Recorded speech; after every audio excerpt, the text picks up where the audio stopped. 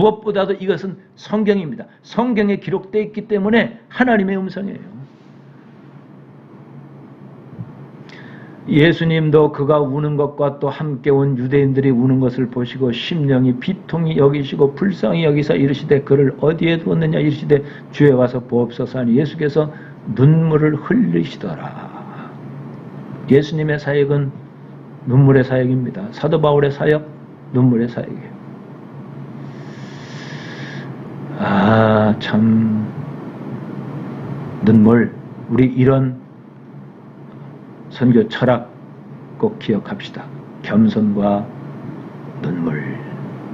빌립보서 4장 1절. 그러므로 나의 사랑하고 사모하는 형제들아, 나의 기쁨이여 면류관인 사랑하는 자들아, 이와 같이 주 안에 서라. 빌립보 교인들아, 지금 감옥에서 보내는 너희도 정말 너희는 나의 면류관이고 나의 기쁨인데 빌립보 전 지역을 복음화해야 될 것이 아니냐. 그들의 헬라 문화, 그들의 로마 문화를 바꿔야 되지 않겠냐. 그러기 위해서는 너희가 정말 수많은 열방의 그 영혼들, 즉 너희가 이호 선교사 아니냐. 그러면 너희는 바로 주 안에서 흘렸던 그 눈물, 주님이 흘렸던 그 눈물, 내가 흘렸던 그 눈물을 기억하고 영혼을 사랑하는 그 열정, 눈물로 사역하라. 이 이야기예요. 정말 우리가 신학을 공부하면서 저도 그렇지만은 얼마나 정말 신학을 먼저 했던 분들에게 우리가 목회하려고 하면, 선교하려고 하면 제2의 선교사로서 첫째가 모든 겸손입니다. 두 번째 눈물입니다. 하는 이런 권면을 얼마나 들었는지. 당연히 들어야 돼. 왜? 성경이기 때문에. 성경이기 때문에. 세 번째는 이렇게 겸손과 영혼을 사랑하는 마음을 가지고 눈물을 흘리면서 기도했기 때문에 핍박은 당연하죠. 제가 첫 시간에 그런 얘기를 했잖아요. 하나님은 우리를 복음의 선교사로 쓰기 위해서 우리를 사탄이 반드시 깨트려 부셔야 할 리스트 1번에 올려놨다. 욥이 1번이듯이 바울이 1번이듯이 1번에게는 엄청난 핍박이 있는 거예요. 자기 자신에게서도 여러 가지 어려움이 있죠. 오라 통제라. 내 몸과 마음이 따로따로 가는구나. 자기 자신에게도 갈등이 있어요. 자기가 복음을 전한 그 현지인들에게도 어떤 핍박이 있어요. 사도 바울을 죽이겠다고 참 유대인들 특공대 40명이 조직이 돼가지고 끝까지 사도 바울을 쫓아다니잖아요. 다른 사람이 아니라 같은 민족. 그러니까 기독교인이 아니고 율법학자들이죠. 얼마나 많이 사도 바울이 핍박을 받습니까?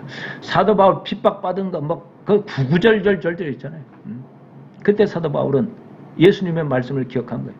누구든지 자기 십자가를 지고 나를 따르지 않는 자는 내 제자가 될 수 없다. 그러니까 핍박이 당연한, 예수님이 핍박받았던 것처럼 예수님이 어디까지 핍박받습니까? 예수님은 뺨도 맞잖아요.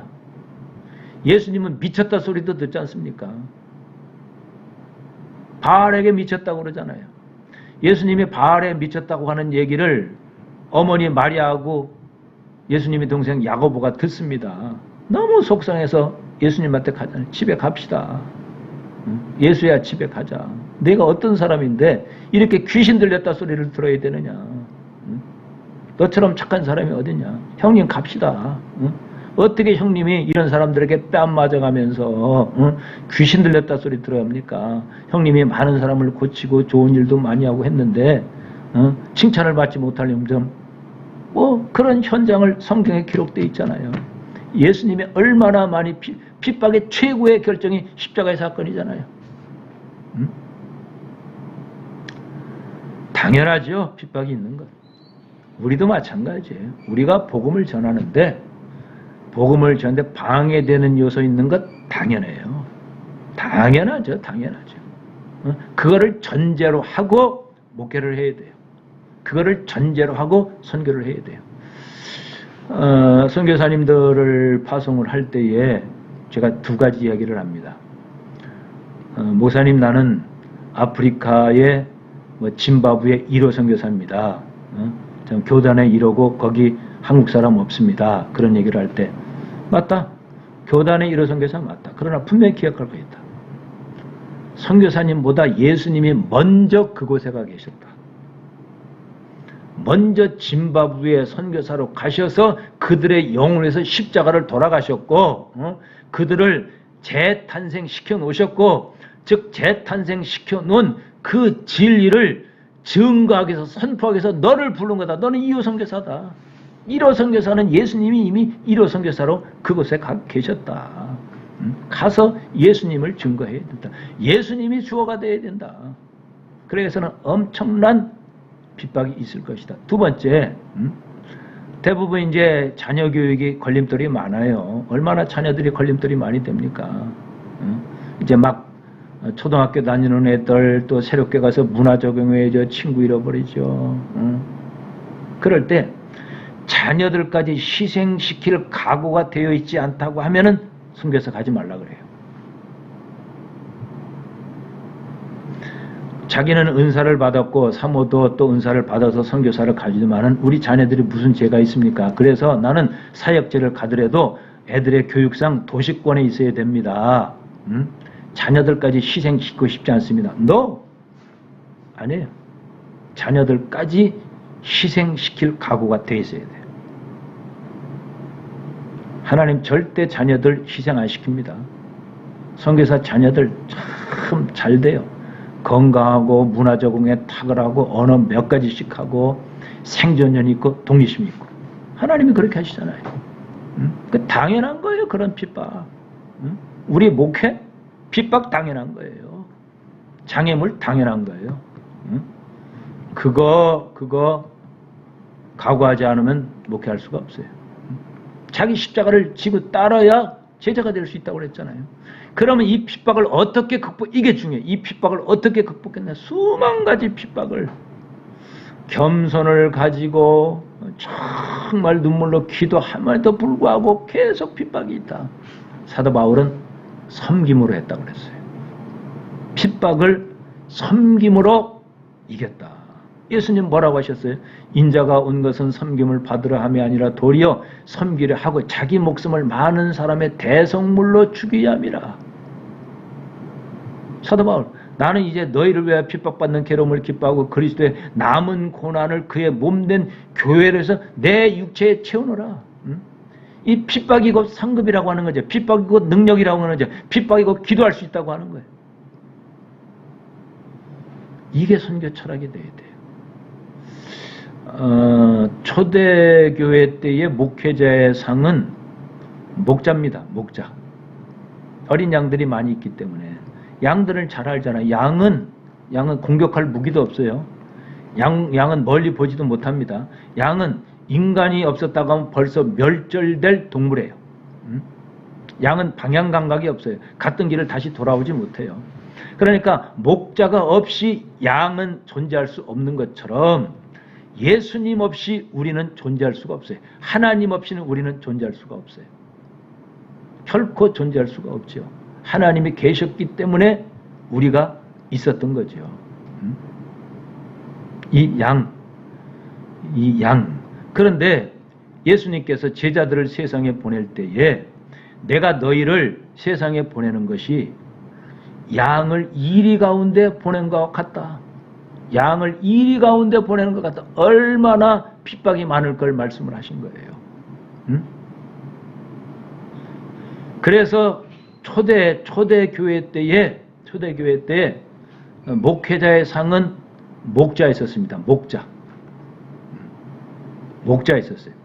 이제 기독교 국가가 되면서 그냥 모든 것이 다 그냥 로마 통치권 안에 다 저동적으로 그냥 기독교인이 됐기 때문에 그때는 목회자는 제사장이었죠.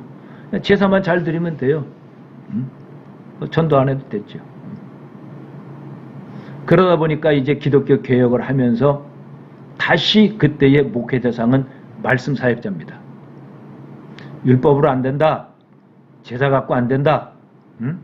말씀이 있어야 된다. 하나님의. 그러니까 세 번째 목회자의 상은 기독교 개혁과 함께 말씀 사역자였었어요.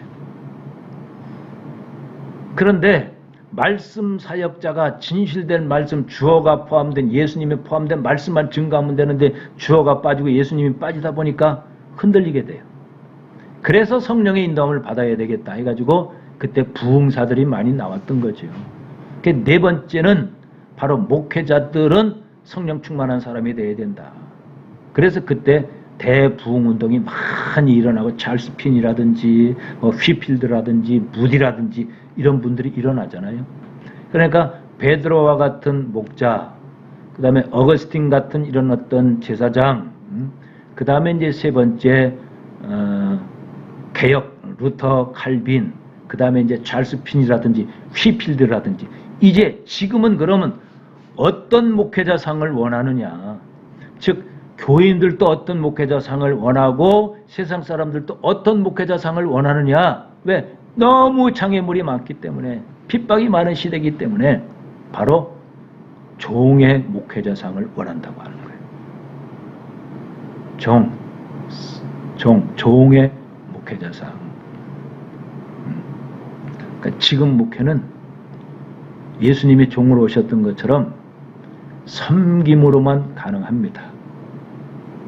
선교 현장에서도 섬기는 선교사, 목회 현장에서도 섬기는 선교사, 제2호 선교사도 섬기는 선교사.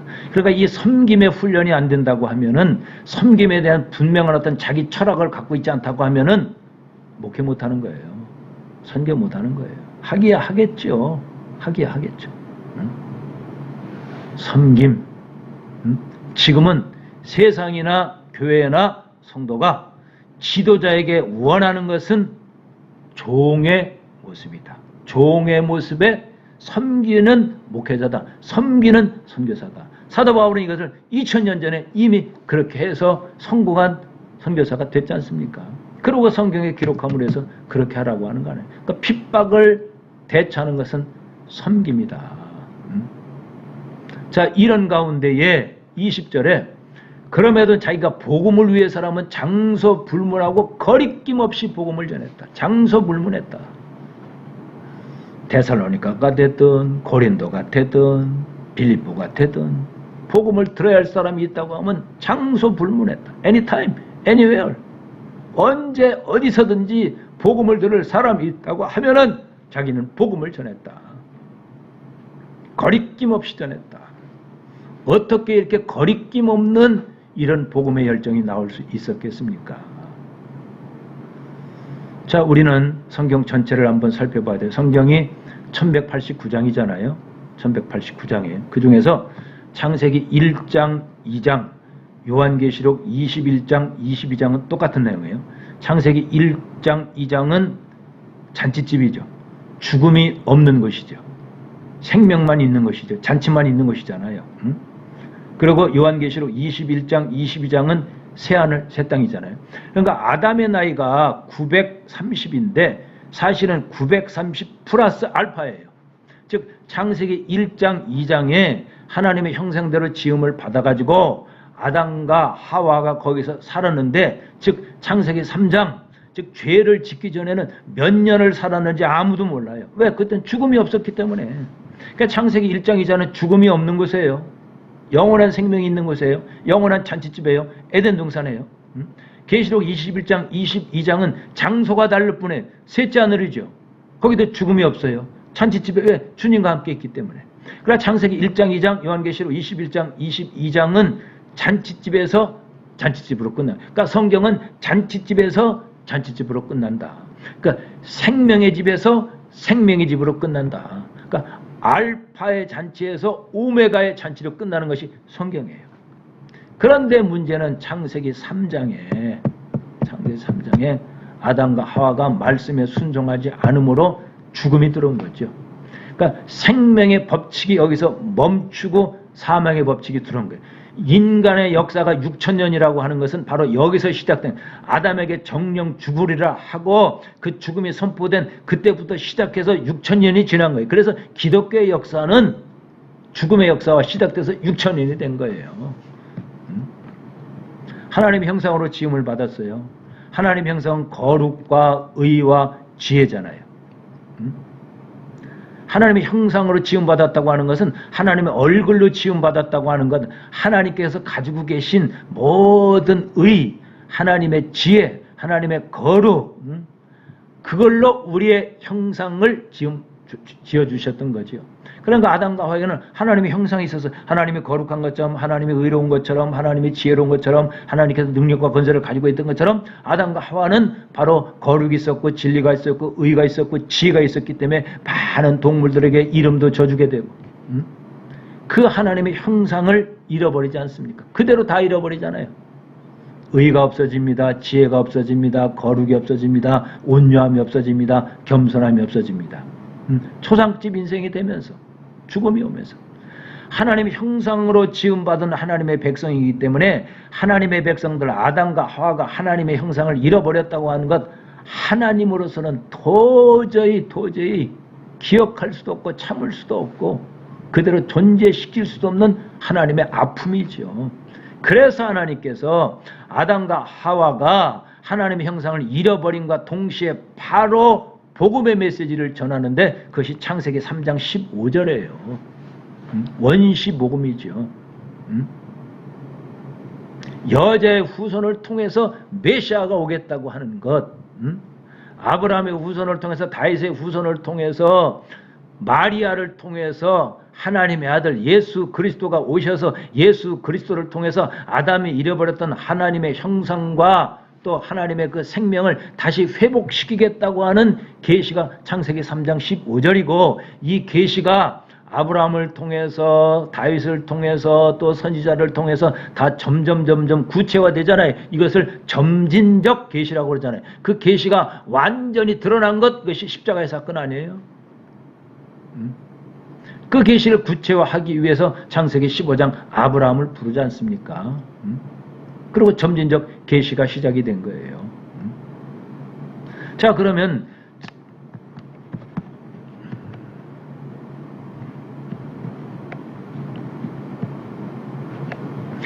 1189장 중에서 1장, 2장, 계시록 21장, 22장 4개를 빼게 되면 1189장 중에 4 빼면 1185장이죠? 1185장에. 1185장 중에서 누가복음 15장은 독특한 장이에요. 자, 여기서 우리가 기억할 게 있어요. 돌아온 탕자의 이야기가 아닙니다. 늘 우리가 기억해야 할 것, 어떤 경우에도 바울이 주인공이 돼서는 안 되고 아브라함이 주인공이 돼서는, 아브라함을 부르셨던 하나님, 갈대아 우르에서 아브라함을 부르셔서 하나님의 소원을 주셨던, 약속의 말씀으로 주셨던 하나님이 주어가 되어야 돼요. 다메섹 도상에서 바울을 부르셨던 예수님이 주어가 되어야 돼요. 탕자의 이야기가 아니죠. 여기는 탕자가 주어가 돼서는 안 돼요. 잔치집을 떠나서 초상집에 살고 있는 아들을 기다리는 아버지의 이야기예요. 아버지 집이 잔치집이었잖아요. 얼마나 모든 것이 넉넉했어요. 그런데 아들이 스스로 자기 재산 받아서 나가잖아요. 초상집 인사는 살잖아요. 돌이켜 생각하니 내가 너무도 잘못졌다. 아버지 집 가면 잔치집인데, 그리고 돌아오지 않습니까? 돌아왔을 때 묻지도 않습니다. 따지도 않습니다. 소를 잡아라, 풍약을 울려라, 새 신발을 신기고 고운 옷을 입히고 반지를 껴주고 내 아들이 살아왔다, 내 아들이 살아왔다. 멋있는 잔치를 하잖아요. 그래서 누가복음 15장은 기다리시는 하나님의 내용이다. 기다리시는 하나님. 아브라함부터 시작해서 4,000년을 기다렸습니다.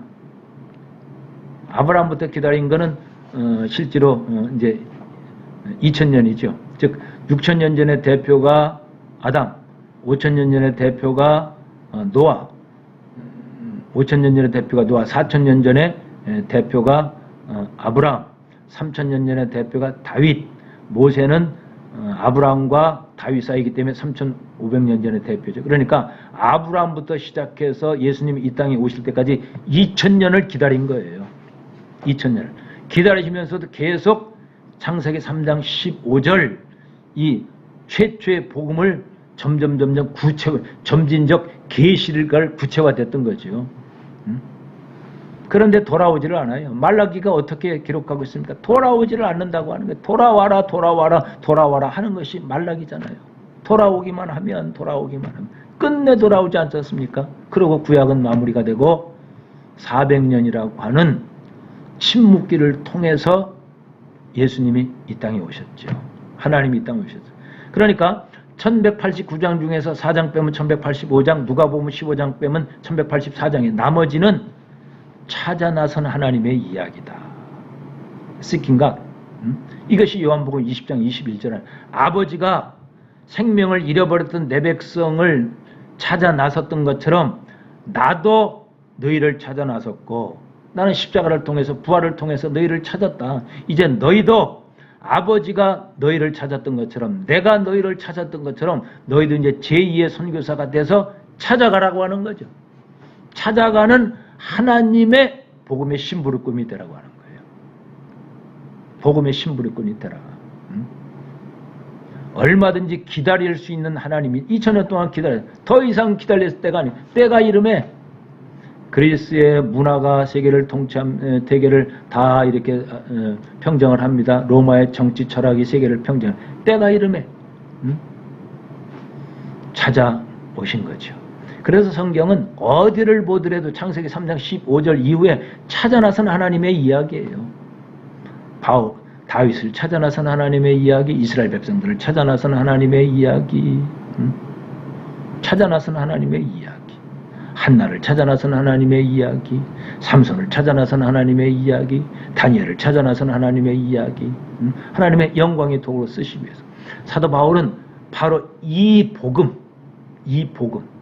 그래서 찾아 나섰어요. 그래서 예수님께서 이제 이 땅에 직접 성육신 하셔서 빌립보서 2장 5절부터 그 내용 아니에요? 그래서 이제 예수님의 사역이 시작이 됐어요. 예수님의 사역 3년 동안 하시면서 이제 7가지 기적이 있는데 그 기적 중에서 첫째 기적이 가나 혼인잔치 기적이잖아요. 물을 포도주로 바꾸셨던 사건이잖아요. 예수님 친척집에 이제 혼인잔치가 있었어요. 예수님의 어머니와 또 예수님과 제자들과 함께 잔치집을 갔습니다. 근데 이스라엘은 신혼여행을 가지 않아요. 일주일 동안 잔치만 해요. 근데 그 잔치의 핵심은 포도주예요. 포도주를 먹으면서 흥을 돋구면서 참 신랑이 믿음직스럽네, 신부가 참 큰 일을 할 것 같네, 정말 저 가정은 정말 하나님의 가정이 될 수 있겠네, 뭐 이렇게 서로 덕담하고 칭찬하면서 일주일 내내 잔치를 하는데 중간쯤 되니까 포도주가 떨어졌어요. 흥이 깨지는 거죠. 이것을 계시적 사건으로 해석한다고 하면은, 자, 지금 신랑 신부가 결혼한 집은 잔치집이 초상집이 된 거죠. 잔치집이 초상집이 된 거예요. 즉 잔치집이 초상집이 됐을 때에 마리아가 예수님에게 정중하게 부탁을 합니다. 예, 이때에 가장 예수님이 하나님의 아들이라는 것을 정확히 알고 있었던 사람은 마리아 하나. 왜? 성육신했기 때문에, 천사들부터 직접 들었기 때문에, 임마누엘의 그 메시지를 들었기 때문에. 그래서 예수님이 이 땅에 오신 목적이 메시아로 오셔서 초상집 같은 인생을 잔치집으로 바꾸시기 위해서 오셨지 않습니까? 지금 이 혼인잔치집이 지금 초상집이 됐습니다. 이것을 잔치집으로 바꿔주세요 하니까 예수님께서 하셨던 말씀이 요한복음 2장 4절에 내 때가 아직 이르지 않았다. 내 때 카이로스, 완전한 때, 완전한 잔치, 넉넉한 잔치, 충분한 잔치집은 아직도 이르지 않았다. 그러나 내가 이 땅에 오신 목적이 바로 초상집을 잔치집으로 바꾸는 거예요. 이게 지금 초상집 상황이기 때문에 내가 물을 포도주로 바꾸겠습니다 하고 물을 포도주로 바꿔서 잔치집이 된 거죠. 그러니까 지금 바로 요 집은 잔치집이 됐어요. 그러나 아직도 잔치를 해야 할 사람이 너무 많은 거예요. 이 당시 우리나라 고구려 백제 신라가 막 이렇게 부족국가로 일어날 때는 인디언도 있어요. 쿤타킨다도 있어요.